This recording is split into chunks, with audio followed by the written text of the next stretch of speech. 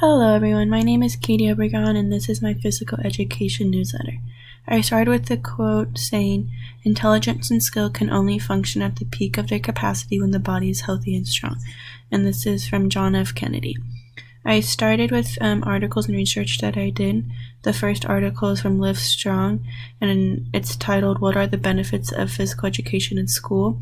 And I thought this was important because a lot of people think physical education in school is just like a time for recess and just to have fun. So I like how Allison talked about the importance of physical and mental health, since that's a big thing in today's society, academic performance, and social assimilation. And these are the 4 attributes that relate back to being physically healthy as a kid and as an adult. The second article that I found is from actually New Zealand, but it's titled, "The New Approach to PE May Be a Game Changer."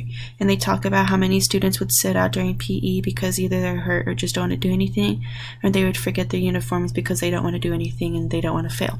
So they developed a new curriculum that focused on the student as a whole rather than focusing on sports like who can jump the farthest, who can score the most baskets, who can run the fastest or the farthest, just to get a letter grade based on their performance.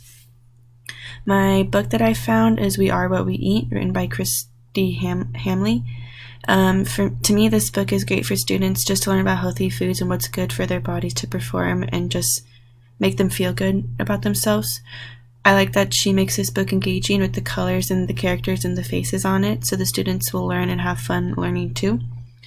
The 2 tools that I decided to use was Shape America, and Shape America was founded in 1885 and till this day is on a mission to promote research related to healthy and physical education, physical activity, and sport.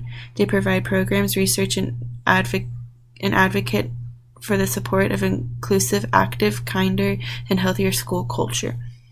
And my last one is My Plate, which I like and I have used before.